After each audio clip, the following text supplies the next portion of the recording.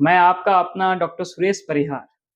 आज मैं बात करूँगा कि हम समाज के अंदर एक कैसा माइंडसेट डेवलप करें ताकि आत्महत्या की जो घटनाएँ हैं और आत्महत्या की जो एक पूरी सोच बनती है, वो सोच कंट्रोल में आए कि हमारा जो जीवन है वो प्राकृतिक तौर पर पैदा हुआ है और हम प्रकृति के साथ में ही इस जीवन से जाएँ, ना कि कुछ ऐसे हमसे कोई कर्म हो जाए जिसकी वजह से हम अपना जीवन खुद ही खत्म कर लें। साथियों, इसमें माइंडसेट का बहुत एक बड़ा योगदान है और सबसे बड़ा योगदान इस बात का है कि हम संघर्ष जो है उसको प्रकृति का एक हिस्सा समझें। जैसे बाबा साहब बी आर अम्बेडकर जी ने कहा है कि शिक्षित बनो, संगठित रहो और संघर्ष करो। इस लाइन के अंदर एक बहुत ही बड़ी सोच छुपी हुई है कि हमें हर रोज कुछ नया सीखना है।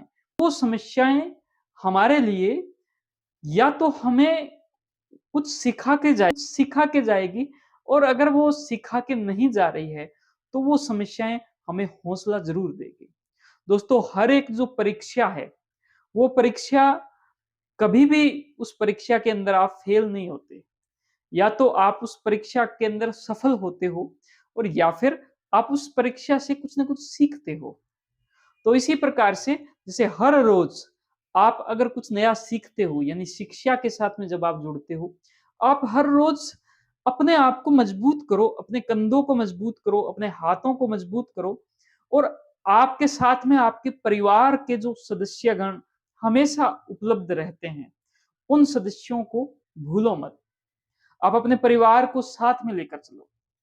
आप जो आज काम कर रहे हो, और ये बात मेरे लिए भी बहुत ही ज़्यादा लागू होती है कि मैं जितना भी जो भी मैं काम करता हूँ, वो काम मैं बहुत डीपली करता हूँ और मैं उसमें खो जाता हूँ।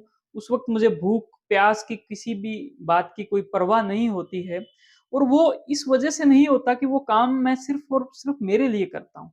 उसके पीछे एक बहुत बड़ी इमोशनैलिटी होती है, जिसके अंदर मेरा परिवार भी शामिल है, जिसके अंदर मेरी जो वाइफ है वो भी शामिल है, जिसके अंदर मेरी बहनें भी शामिल है, जिसके अंदर मेरे सारे रिश्तेदार शामिल है, मेरा समाज शामिल है, मेरा देश शामिल है, और मोस्ट इम्पोर्टेंट एक इंसान जो मदद के लिए मेरे पास में आया है कि ये डॉक्टर हैं, इस बात को बहुत अच्छे से समझेंगे और हमारी समस्या उसका समाधान करेंगे। इमोशनलिटी का बहुत ज़्यादा योगदान है, संगठित रहने का बहुत ज़्यादा योगदान है। कभी भी आप अकेला ना समझें। आपके साथ में विशेष तौर पर अगर मैं स्टूडेंट्स की बात करूँ, तो आपके साथ में टीचर्स लोग आपके साथ में होते हैं, आपके साथ में आपके जो फ्रेंड्स लोग हैं वो होते हैं, और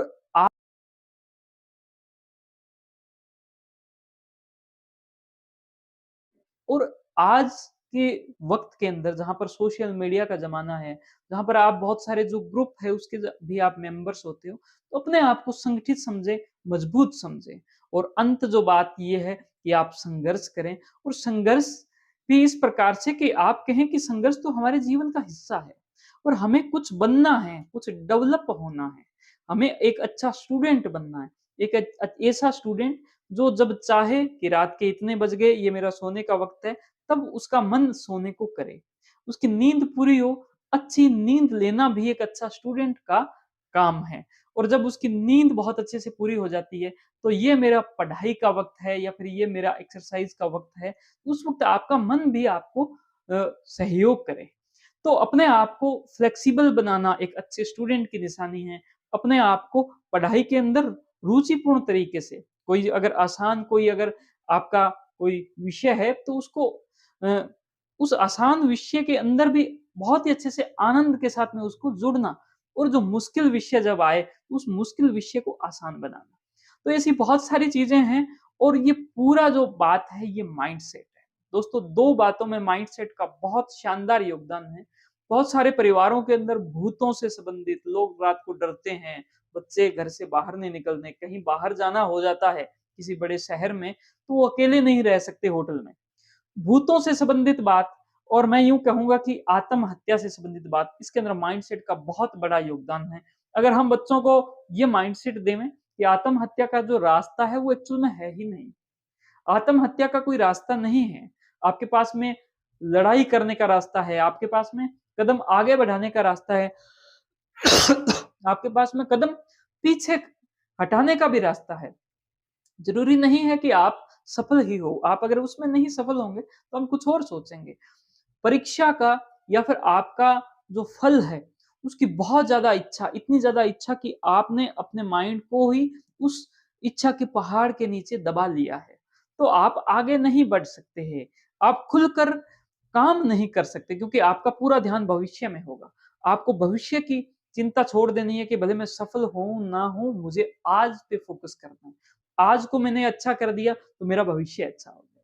मैं चाहता हूँ कि ये जो पूरा माइंडसेट है, ये ज़्यादा से ज़्यादा लोगों के बीच में जाए, खास तौर पर स्टूडेंट्स के बीच में जाए और हमारे समाज के बीच में जाए कि आत्महत्या का कोई रास्ता नहीं है।